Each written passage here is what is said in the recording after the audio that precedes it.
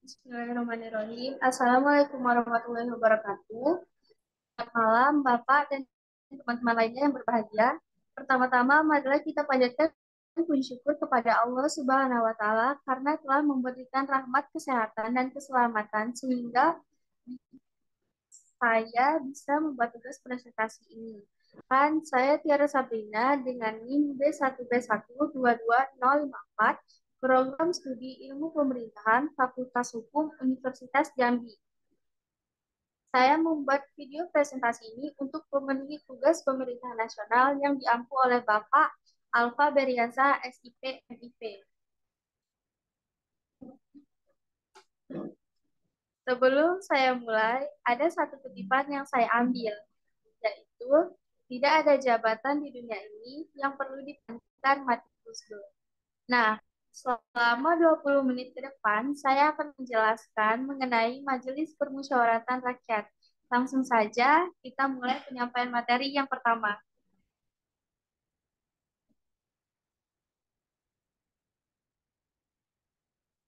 Berikut beberapa materi yang akan saya jelaskan.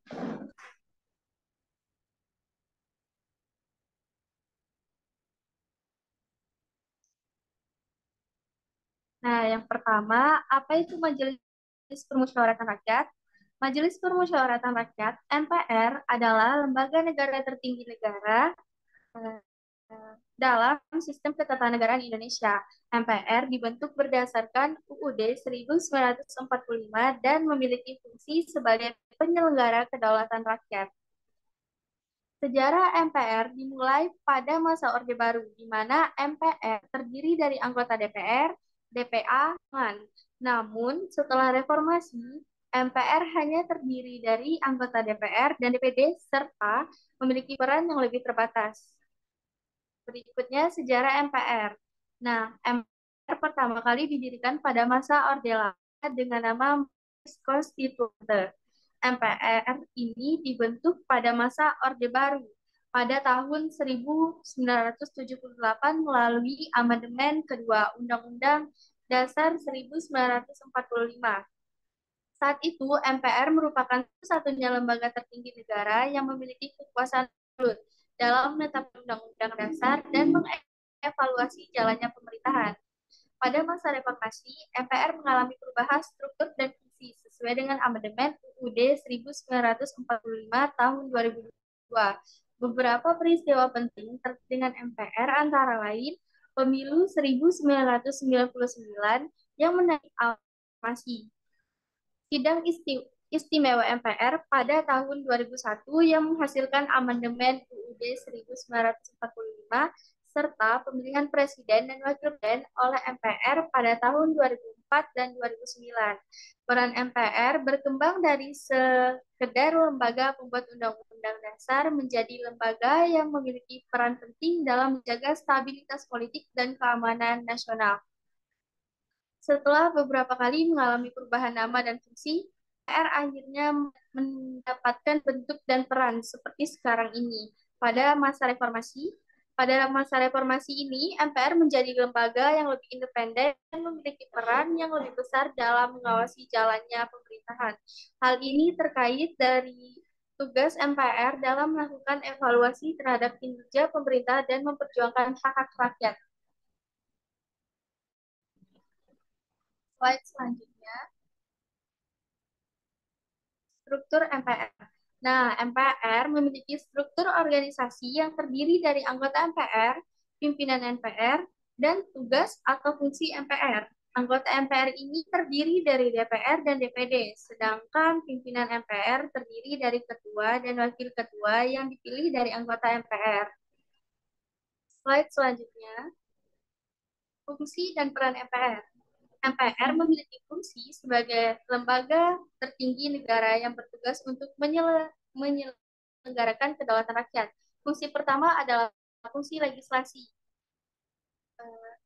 yaitu merumuskan dan menetapkan undang-undang dasar serta mengevaluasi jalannya pemerintahan. Fungsi kedua adalah fungsi pengawasan, yaitu mengawasi kinerja pemerintah dan lembaga negara lainnya untuk memastikan bahwa mereka menjalankan tugas sesuai dengan aturan yang berlaku. Fungsi ketiga adalah fungsi konsultatif, yaitu memberikan saran dan pertimbangan kepada presiden dalam hal-hal tertentu seperti pemilihan kepala negara, pelaksanaan hak asasi manusia, dan penyelesaian konflik sosial. Beberapa contoh keputusan MPR yang penting dan berdampak pada masyarakat antara lain Amandemen UUD 1945, pemilihan presiden dan wakil presiden oleh MPR, serta penetapan hari lahir Pancasila sebagai hari libur nasional. Selain itu, MPR juga memiliki peran penting dalam pengambilan keputusan strategis seperti pemilihan presiden dan wakil presiden, pengesahan undang-undang, hingga pengawasan terhadap kinerja pemerintah. Peran MPR sebagai lembaga tertinggi negara juga ditunjukkan dengan tugasnya dalam menjaga kesinambungan dan keutuhan negara, memperjuangkan bangsa, dan mempertahankan nilai Pancasila sebagai dasar negara.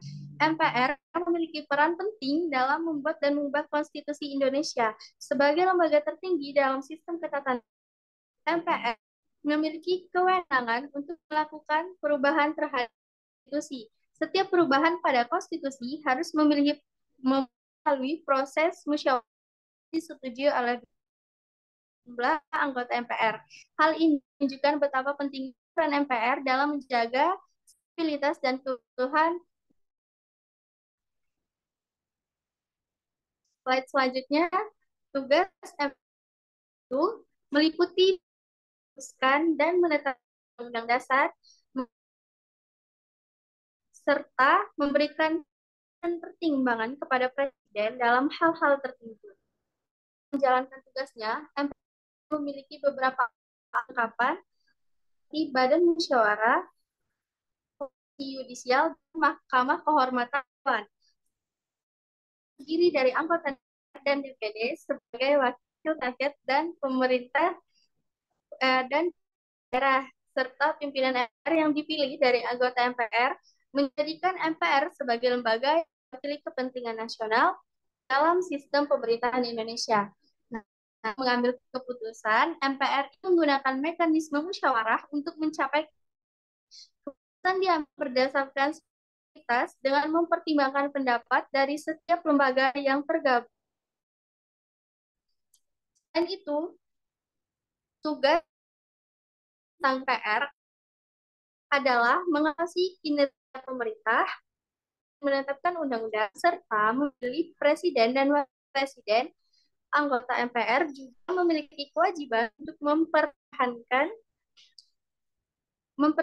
kepentingan dan menjaga persatuan bangsa Indonesia. Oleh karena itu, mereka harus memiliki dan kapasitas baik dalam menjalankannya sebagai wakil rakyat. Slide selanjutnya, kedudukan lembaga negara MPR dalam ketatanegaraan Indonesia.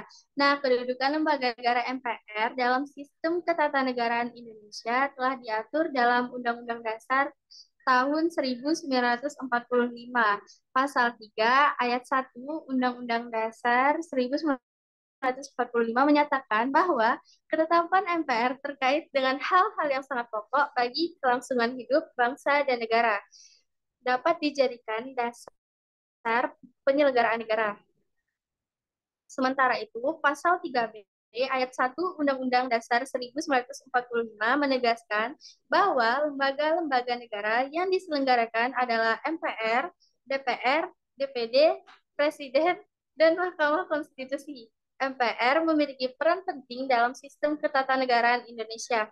MPR berwenang memberikan pertimbangan kepada Presiden umum pemerintah memberikan persetujuan terhadap Undang-Undang Dasar 1945 dan menetapkan GBHN. Selain itu, MPR ini juga memiliki kewenangan untuk memilih presiden dan wakil presiden serta memberikan saran dan pertimbangan kepada presiden dalam hal pengangkatan hakim agung dan anggota Badan Pemeriksa Keuangan. Lebih lanjut, MPR juga dapat membentuk khusus untuk menangani masalah-masalah tertentu yang dianggap penting bagi negara.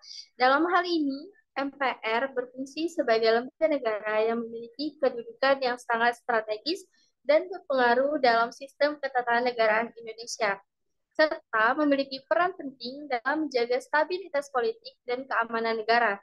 Namun, MPR dapat memberikan masukan dalam pembuatan produk hukum melalui fungsi pengawasannya terhadap jalannya pemerintahan.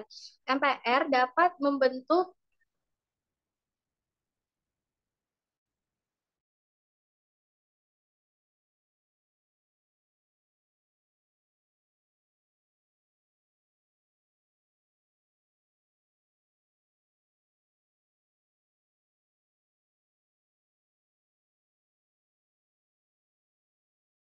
dalam sidang tahunan disebut semua pilar-pilar lembaga negara melaporkan kinerjanya. Ada lembaga negara dari eksekutif, yudikatif. Dikatakan salah satu tujuan dari sidang tahunan adalah memberikan penjelasan sejelas-jelasnya kepada masyarakat apa-apa saja capaian lembaga negara dalam 1 tahun terakhir, baik yang dilakukan Presiden maupun MPR, DPR, DPD, BPA, MK, dan dalam bagian tertulis itu dapat memberikan laporan yang real apa-apa saja yang sudah dilakukan. Misalnya, pemerintah melalui Kementerian Kesehatan sudah mengerjakan ini dan Kementerian Sosial sudah mengerjakan itu.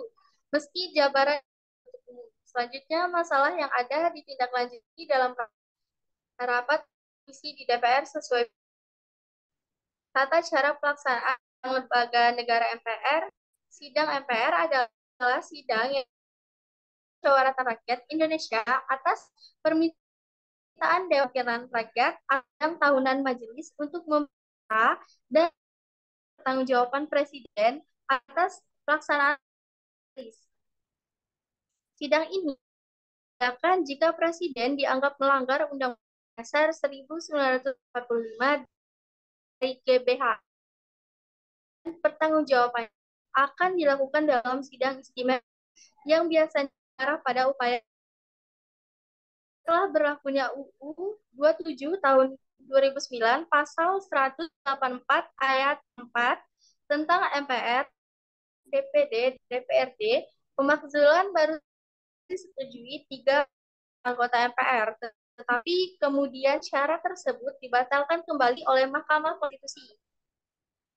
Selain itu, sidang istimewa MPR 1908, sidang istimewa ini dilakukan pada tanggal 10 sampai 13 November 1998. Sidang istimewa ini memutuskan diperlukannya percepatan pemilihan umum yang akan diselenggarakan pada tahun 1999. Awal sidang ini ditolak oleh aktivis dan mahasiswa, tetapi dihadang oleh penjagaan militer, BRIMOB, dan pengamanan swakarsa. Akibatnya korban sipil berjatuhan dan diperingati sebagai tragedi Semanggi. Abdurrahman Wahid membalas usaha ini dengan mengeluarkan maklumat Presiden yang menyatakan pembubaran MPR atau DPR, mempercepat pemilu dalam waktu setahun, dan membekukan Partai Golkar. Dan akhirnya ia tidak mendapat dukungan dan mengesahkan pemberhentian Rahman Wahid sebagai Presiden, kemudian digantikan oleh Presiden Megawati Soekarno Putri melalui sidang istimewa pada tanggal 23 Juli 2001. Selanjutnya, alat kelengkapan lembaga negara. Yang pertama, fungsi alat kelengkapan lembaga negara MPR.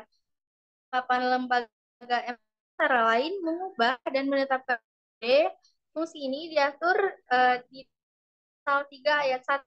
Yang kedua, melantik presiden atau wakil presiden. Fungsi dalam pasal 3 ayat 2. 3. Memberhentikan presiden dan atau wakil presiden masa jabatan menurut fungsi ini diatur dalam pasal 3 ayat 3. Memilih wakil presiden dari 2 calon oleh presiden. Dalam hal ini terjadi kekosongan wakil presiden. Fungsi ini diatur di dalam pasal 4 ayat 2. Yang kelima, memilih presiden dan wakil presiden dari 2 pasangan calon presiden dan wakil presiden yang diusulkan oleh partai politik atau gabungan partai politik yang pasangan calon presiden dan wakil presidennya meraih suara terbanyak pertama dan kedua dalam pemilihan umum sebelumnya sampai berakhir masa jabatannya. Jika presiden dan wakil presiden mangkat, berhentikan, atau tidak dapat melakukan kewajibannya dalam masa jabatannya secara bersamaan, fungsi ini diatur dalam pasal 8. Jenis-jenis alat kelengkapan lembaga negara. Nah, alat kelengkapan lembaga MPR ini dari pimpinan Badan Sosialisasi, Badan Pengkajian, dan Badan Penganggaran. Yang pertama ini Badan Sosialisasi. Nah, Badan Sosialisasi adalah alat kelengkapan MPR yang bertugas menyosialisasikan Pancasila, Undang-Undang Dasar Negara Republik tahun 1945, Negara Kesatuan Republik Indonesia, dan Bhinneka Tunggal Ika.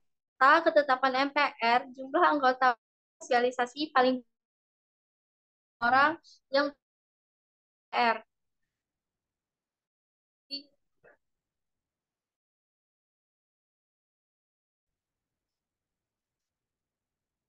Secara proporsional dan kelompok DPD dan diusulkan setiap fraksi dan kelompok DPD. Badan Pengkajian. Nah, Badan Pengkajian ini merupakan alat kelengkapan MPR yang dibentuk oleh MPR dalam sidang paripurna MPR untuk melaksanakan tugas dan mengkaji sistem ketatanegaraan. Undang-Undang Dasar Negara Republik Indonesia tahun 1945 serta pelaksanaannya menyerap aspirasi masyarakat, daerah, dan lembaga negara berkaitan dengan pelaksanaan Undang-Undang Dasar Republik Indonesia tahun 1945, merumuskan pokok pikiran tentang rekomendasi MPR berkaitan dengan dinamika masyarakat serta pelaksanaan ketetapan MPR RI nomor 1 MPR 2000 tentang peninjauan materi dan status hukum ketetapan MPR RS dan menetapkan MPR RI dari tahun 1960 sampai dengan tahun 2002, khususnya pasal 4. Jumlah anggota Badan Pengkajian paling banyak 45 orang berasal dari anggota disusun secara proporsional dari setiap fraksi dan DPD dan diusulkan oleh setiap fraksi dan kelompok DPD. Yang ketiga, Badan Penganggaran. Badan Penganggaran ini merupakan alat kelengkapan MPR yang dibentuk oleh MPR dalam sidang paripurna MPR untuk melaksanakan tugas dan merencanakan arah kebijakan anggaran untuk tiap menyusun program, kegiatan, dan anggaran MPR. Melakukan evaluasi terhadap pelaksanaan anggaran, serta menyusun standar biaya khusus anggaran, program, dan kegiatan MPR. Selanjutnya, produk hukum yang dihasilkan lembaga negara MPR. Nah, produk hukum dalam bentuk Undang-Undang 1945. Produk hukum yang dapat dibentuk oleh MPR setelah perubahan UUD NRI tahun 1900 terjadinya UUD NRI tahun 1945 dan terbentuknya MPR hasil pemilihan umum atau pemilu tahun 2004. Kewenangan MPR untuk menetapkan garis-garis besar daripada haluan negara dapat dihilangkan, yang berarti MPR tidak lagi akan mengeluarkan ketetapan-ketetapan yang bersifat mengatur. Namun demikian, MPR masih bisa mengeluarkan produk hukum berupa keputusan yang bersifat penetapan administratif. Berdasarkan penjelasan dari Moh Mahfud MD bahwa setelah perubahan UUD 1945, TAP MPR tidak lagi menjadi peraturan perundang-undangan dan telah diberi status baru sesuai dengan masing-masing isinya. Dengan demikian, untuk selanjutnya, tidak boleh lagi ada TAP MPR yang bersifat mengatur sebagai peraturan perundang-undangan.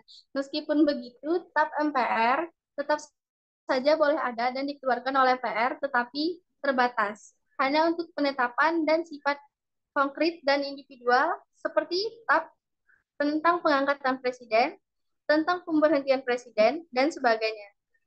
Dapat diperhatikan bahwa satu-satunya produk hukum yang bersifat mengatur yang termasuk lingkup kewenangan MPR dewasa ini adalah produk perubahan 1945. MPR pasca reformasi memang tidak lagi mempunyai kewenangan untuk menetapkan peraturan di luar perubahan undang dasar. Oleh karena itu, mulai sejak terbentuknya MPR, hasil pemilihan umum tahun 2004 tidak akan ada lagi produk hukum yang berisi norma yang mengatur yang ditetapkan oleh MPR. Selain dari produk hukum perubahan UUD 1945, ketetapan MPR sebelum MPR hasil pemilu 2004 berisi norma hukum yang bersifat mengatur. Namun ketetapan MPR saat ini hanya berisi norma hukum bersifat administratif. Ketetapan MPR yang bersifat mengatur hanya sepanjang yang menyangkut ketentuan tata tertib MPR yang berlaku ke dalam. Namun demikian, mengingat semua lembaga negara juga mempunyai kewenangan regulasi yang bersifat internal dan menggunakan istilah peraturan, maka ketentuan mengenai tata tertib MPR juga dituangkan dalam bentuk hukum yang disebut peraturan. Nah, slide selanjutnya,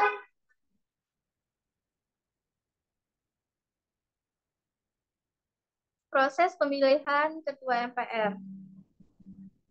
Nah, proses pemilihan ketua MPR ini dimulai dengan pengajuan calon oleh fraksi-fraksi di DPD.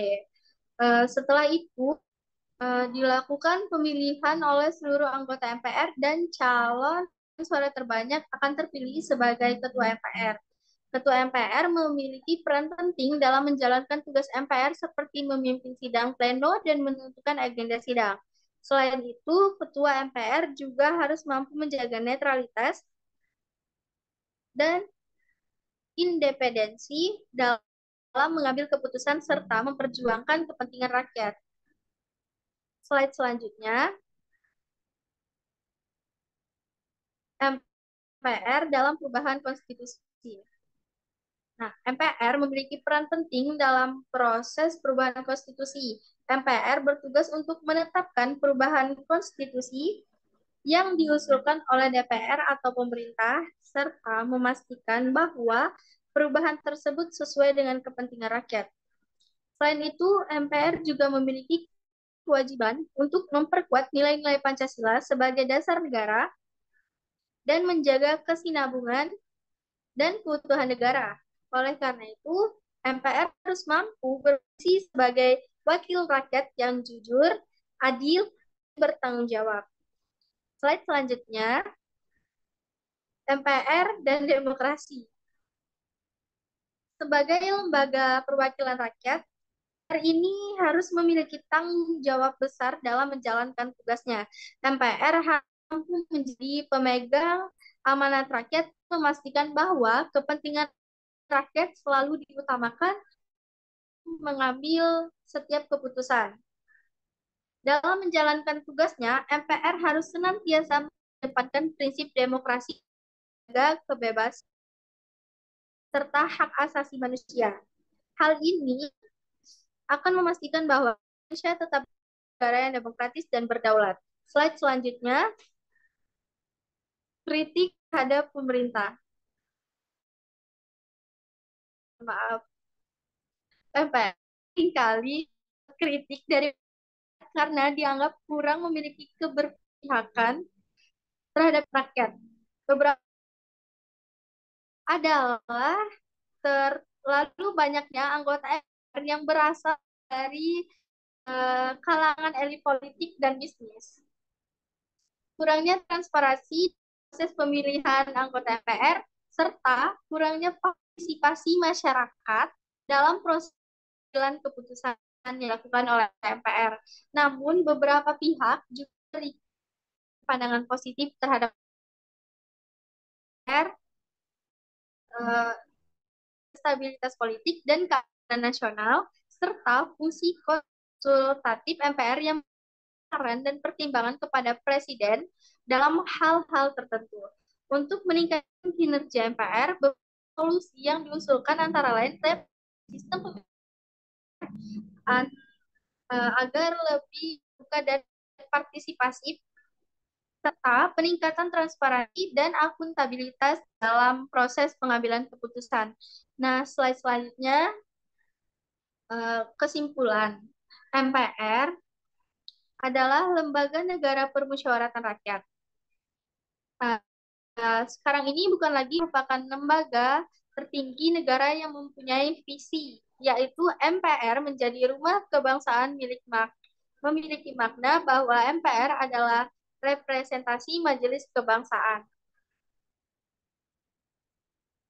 yang menjalankan mandat konstitusional guna menjembatani berbagai arus perubahan, pemikiran, dan aspirasi masyarakat dan daerah dengan mengedepankan etika politik kebangsaan yang bertumpu pada nilai-nilai permusyawaratan atau perwakilan, kekeluargaan, toleransi, kebinekaan, dan gotong royong dalam bingkai negara kesatuan Republik Indonesia dengan cara melaksanakan wewenang dan tugas konstitusional Majelis Permusyawaratan Rakyat sesuai dengan ketentuan Undang-Undang Dasar Negara Republik Indonesia tahun 1945 dan peraturan perundang-undangan dengan berlandaskan asas legalitas, asas kekeluargaan, musyawarah, dan gotong royong.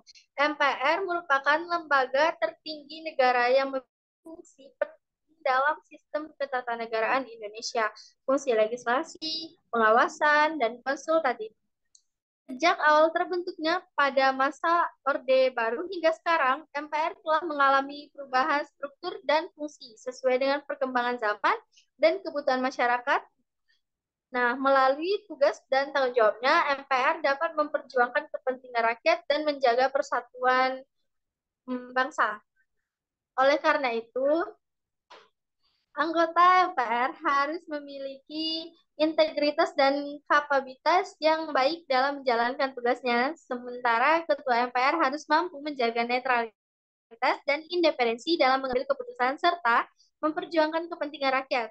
Dengan demikian, MPR dapat berfungsi sebagai lembaga yang jujur, adil, dan bertanggung jawab dalam melaksanakan tugasnya sebagai wakil rakyat.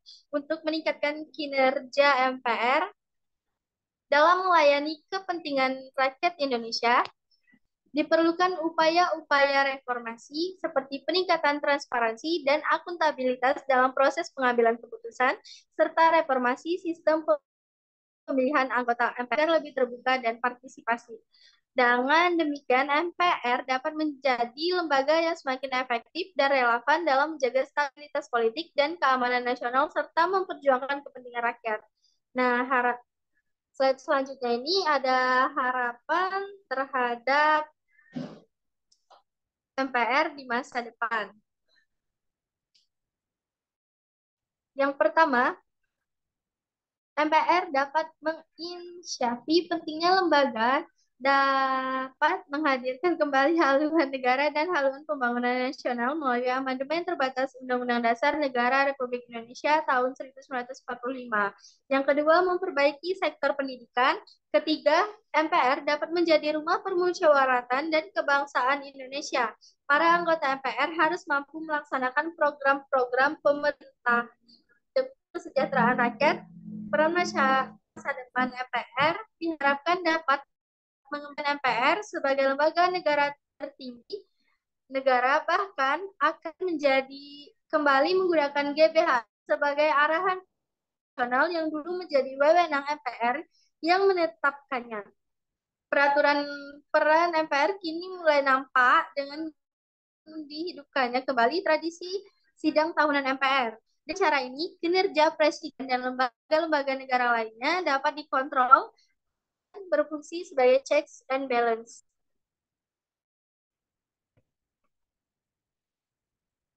Alhamdulillah, presentasi saya telah selesai. Terima kasih kepada teman-teman yang telah mendengarkan selama presentasi berlangsung. Semoga sedikit ilmu yang diberikan dapat menambah wawasan dan bermanfaat bagi kita semua. Terakhir ada kutipan nih, yaitu kita hidup di ujung era manusia. Humanisme sedang berevolusi menuju sistem nilai baru. Banyak kemarahan karena ketidaktahuan. Topik kedua. Baiklah, saya tutup. Wabillahi taufiq wal hidayah. Wassalamualaikum warahmatullahi wabarakatuh.